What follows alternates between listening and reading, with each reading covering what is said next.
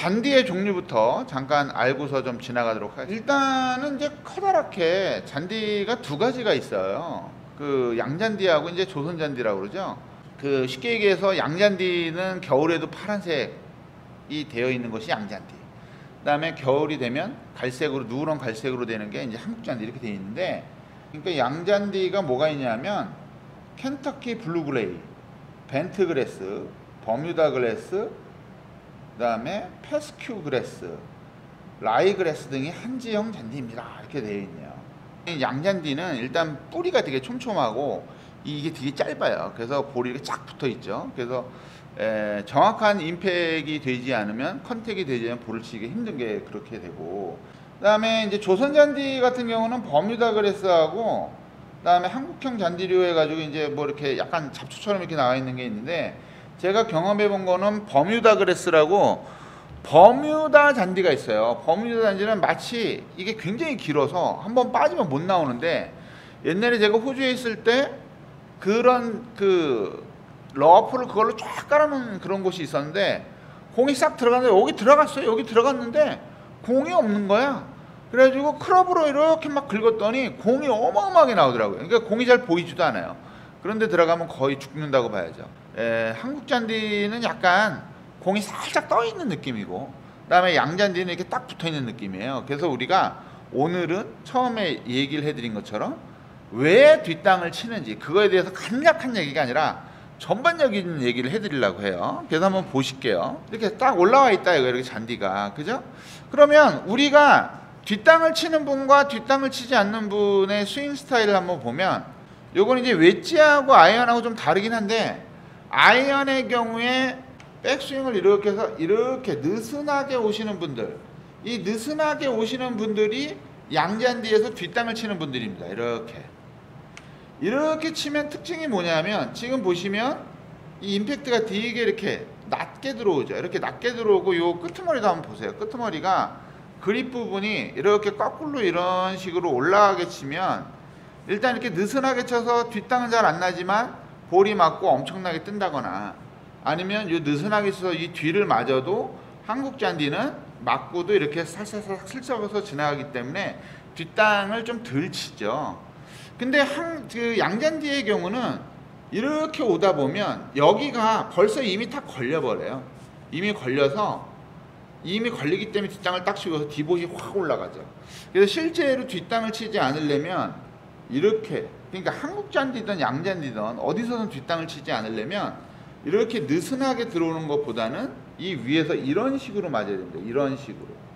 이런 식으로 맞게 되면, 아까 쓸어서 치는 거는 그립 부분이 이 뒤로 이렇게 제껴지듯이 가지만, 실제로 찍어 치는 거 이렇게 들어오면 그립 부분도 앞으로 이렇게 전진을 하게 되죠. 그래서 볼이 맞고 탁 맞고 잔디가 파이는 이런 현상이 나오는 거고, 실제로 웨지샷은 약간 다른데요.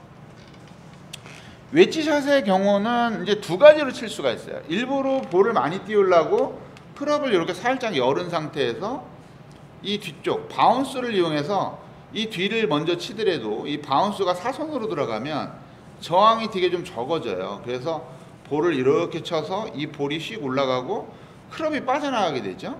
근데 얘도 마찬가지로 그냥 날을 그대로 냅두고 이런 식으로 치게 되면 이건 뒷땅이 훨씬 더 많이 나죠. 그래서 우리가 그 흔히들 이제 그 우리 초보자들에게 얘기해 줄 때 무슨 얘기를 하냐면, 양산형 클럽과 피팅형 클럽의 차이가, 제 거 같은 경우도 피팅형 클럽인데 이 앞에 부분이 그라인드로 이렇게 갈아놨어요. 이 앞부분을. 이 웨지도 이 앞부분을 보시면 엄청 갈아놨어요. 그래서 이 앞부분을 갈아놓으면 뭐가 되냐면, 이 앞에 부분을 리딩 엣지라고 그러는데, 이 리딩 엣지가 잔디에 이렇게 딱 닿게 되면 그냥 확 파이는 거예요. 그러니까 초보자분들 중에서 이제 경제적으로 여유가 있으셔서, 야, 나는 그냥 어차피 나중에 오래 쓸 거니까 나는 좋은 피팅 클럽을 쓸 거야 해서 피팅 클럽으로 뭐 몇백만 원짜리, 뭐 거의 돈 천만 원에 가까운 클럽을 샀단 말이에요. 근데 치다 보니까 계속 뒷땅만 치는 거야. 연습장에서는 그럭저럭 맞지만 실제로 가면 뒷땅 치는 분들은 자기가 요거를 잘 보실 필요가 있어요. 이 앞에 부분이 그라인드로 갈려 있어서 좀 더 날카로우냐, 날카롭지 않냐. 날카로운 거는 공을 먼저 때리고 잔디를 파게 되면은 굉장히 클럽이 잘 빠져나가서 수월하지만, 거꾸로 공을 못 때리고 그 뒤를 때려버리면 아예 그냥 파여져 버려서 그 완전 마이너스가 된다 이거죠. 그래서 우리가 이런 교보제를 사용해서 어떻게 하면 뒷땅을 치지 않겠구나, 이거는 근데 사실 다 알고 계신 내용들일 거예요. 그래서 이 내용들을 제가 한번 다시 짚어드렸습니다.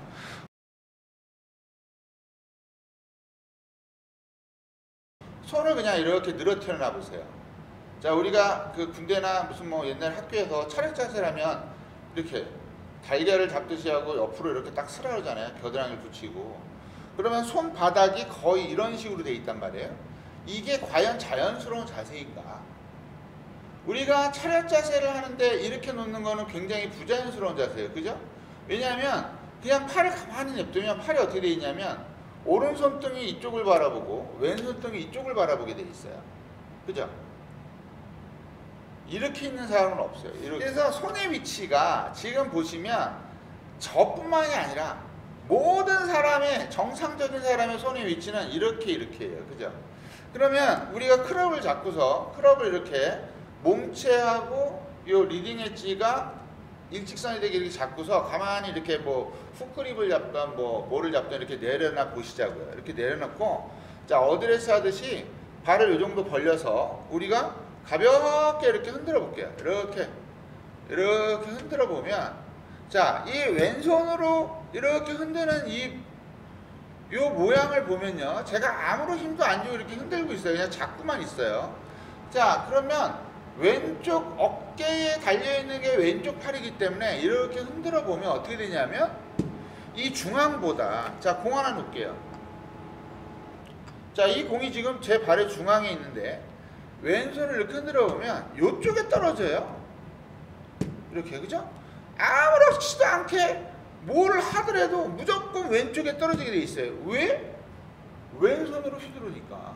그죠? 그 다음에 오른손 한번 해볼게요. 오른손 잡고 아무런 힘도 주지 않으면 어떻게 되냐면, 아무런 힘도 주지 않으면 당연히 이쪽으로 떨어져요. 오른발 쪽으로. 그죠? 우리가 왼손으로만 치면 뒷땅이 안 난다는 얘기예요. 왼손으로만 치면. 근데 오른손으로만 치면 뒷땅이 많이 난다는 거죠. 왼손과 오른손이 적당한 조화를 이루어야 중간에 떨어지거나, 뭐 예를 들어 공을 뒤쪽에 놓고 앞쪽에 놓고, 이건 이제 약간 좀 기술이 늘면 그 타이밍을 일부러 늦추거나 더 빨리 하거나 해서 괜찮게 치는데, 이게 보통 오른손을 심하게 쓰는 분들은 뒷땅을 많이 친다는 거예요.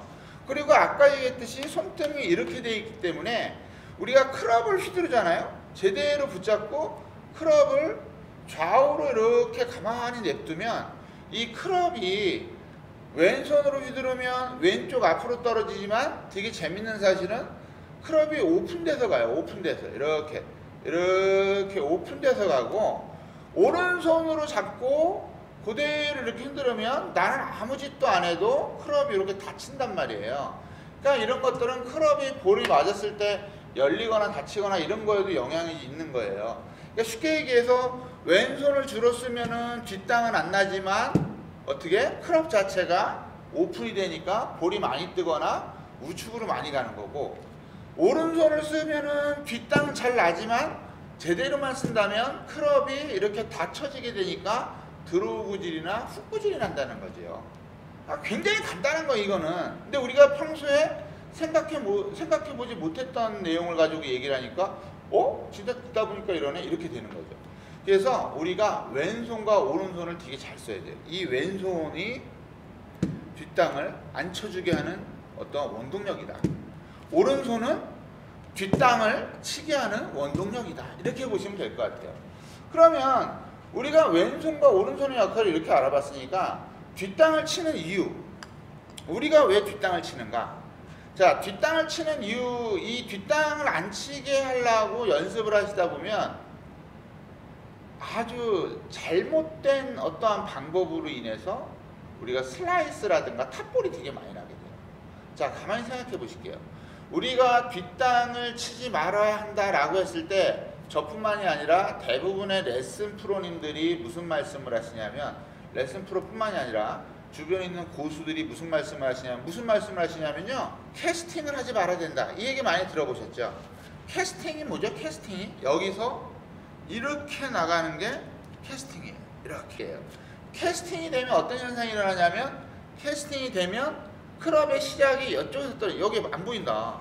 자, 캐스팅을 딱 해버리면 크롭의 시작이 여기서 떨어지니까 이렇게 완만하게 올 수밖에 없고, 캐스팅을 안 하고 이렇게 붙여서 떨어지면 여기서 떨어지게 되니까 급격하게 떨어져서 뒷땅이 잘 안 나는 거예요. 그래서 그거를 우리가 레깅을 해라, 코킹을 유지해라, 뭐 앞땅을 쳐라, 이런 얘기를 계속 얘기하죠. 그러니까 강훈님처럼 볼 앞쪽을 쳐라, 뭐 이런 식으로 얘기하는 거예요. 그런 것들이 은연중에 캐스팅을 하지 말아라인데, 우리가 주변에서 계속 캐스팅을 하지 마라, 캐스팅을 하지 마라 하다 보니까 이 우리 연습장 회원들에게도 이렇게 시켜보면 그렇고, 일반적으로 제가 아는 분들에게도 시켜보면 어떤 현상이 일어나냐면, 자, 캐스팅을 안 하려면 어떻게 한다고 그랬냐면 오른손을 쓰지 말라 그랬어요. 오른손을 나중에 써야 되는데, 이거를 연습을 어떻게 하시면 이렇게 여기까지 끌고 오려고 노력을 하세요. 이렇게. 근데 이것도 적당하게 이게 유지가 돼서 여기서 놔줘야 되는데, 이렇게 오게 되면 어떻게 되냐면 손은 가야 되고 그럼 내려와야 되기 때문에 이 대가리를 쳐요. 적당하게 이렇게 와줘야 되는데 이렇게 끝까지 끌고 와버리면 이게 오버하는 거지. 예. 오버해서 이런 것들은, 야, 나는 레깅도 잘하고 캐스팅도 안 하는데 왜 슬라이스가 나지? 아니면 왜 탑볼이 나지? 그러면은 전부 크롭 자체가 이런 식으로 와서 그리고 여기까지 와. 손이 여기까지 와버려. 레깅으로 인한 슬라이스. 맞아요. 예, 레깅으로 인한 슬라이스예요. 예. 자, 그래서 우리가 이런 것들을 볼을 제대로 뒷땅을 안 하고 치려면 전번에 알려드린 이 몸턴 스윙 있잖아요. 이 몸턴 스윙을 잘 활용만 하면 뒷땅이 잘 안 나요. 전번에 무슨 얘기를 했었냐면, 자, 슬라이스를 안 나고 뒷땅을 안 나게 하려면 기본적으로 이 리딩 엣지 부분이 몸 안쪽에서 이렇게 보게 있게 하고 이 안으로 이렇게 같이 들어오게 만들어야 돼요. 겨드랑이를 가볍게 조여주시고 이렇게 쳐야 되는데, 여기서는 이제 중요한 건 우리가 이 연습을 하면 자꾸 업라이트한 스윙이 되거든요. 그러니까 이 감만 잡으시면 돼요. 내가 너무 업라이트한 거 싫은데, 그러면 이 감, 이 리딩 엣지가 내 몸 앞으로 오는 그 감만 잡으시고 원래대로 스윙을 하시면 돼요. 뒤에서 보여드리면, 공이 이렇게 있으면 보통 이렇게 가서 이렇게 치시면 이 뒤로 너무 잘 떨어져서 뒷땅도 많이 나고, 이런 분들은 뒷땅은 안 나도 때려 죽여도, 예를 들어서 제가 혹시라도 그런 분이 계실 수도 있어요. 제가 한번 질문해 드려 볼게요. 자, 내가 7번 아이언은 150이 나가는데 이렇게 따다닥 따지면 피칭 웨지가 120이 나가야 되고, 뭐 이렇게 따지면 샌드 웨지가 거의 90은 나가야 돼요. 58도라고 봤을 때 90m 가까이 나가야 되는데, 내가 샌드 웨지로 쳤을 때 70밖에 안 나가시는 분들도 있을 거야. 그런 분들이 전부 뒤에서 이렇게 퍼올리시는 분이에요. 이렇게 손이 와서 거의 이렇게 되시는 거예요. 이렇게 치는 분들이 뒷땅을 많이 쳐요. 왜? 여기 손이 여기 와서 이렇게 하는 게 중요한 게 아니라 여기서 떨어졌을 때 잘못 떨어져서 그런 거지. 이렇게 와야 되는데 여기까지 와서 여기 오른쪽 허벅지까지 와서 여기서 탁 놔줘야 되는데, 이게 아니라 이렇게 그냥 이렇게. 네. 자, 그래서 볼을 치실 때 몸 앞에서 와서 겨드랑이를 조여준 상태에서, 겨드랑이가 이렇게 빠지거나 이러면 안 돼요. 여기 겨드랑이가 붙여진 상태에서 그대로 이렇게 내려오는 연습을 하시는 거예요. 자, 그래서 제가 그냥 한번 쳐볼게요. 어떻게 치냐면, 백스윙을 해서 겨드랑이를 붙여놓고 이렇게 오는 느낌으로 들고서 이렇게 치면 뒷땅이 거의 안 나요. 거의.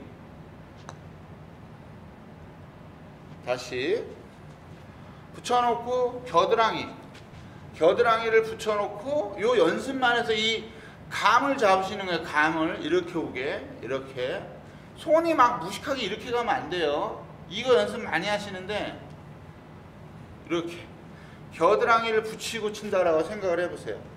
자, 그대로 붙이고 이렇게 겨드랑이를 붙이고 이렇게. 그러니까 이게 전번에 알려드린 이 연습 많이 하시면 좋아요. 이 연습 이렇게 도는 거. 이 연습을 많이 하세요. 다시 한번 보여드릴게요. 자, 그대로 놓고 겨드랑이를 가볍게 붙이고 들고서 이렇게 겨드랑이를 붙이고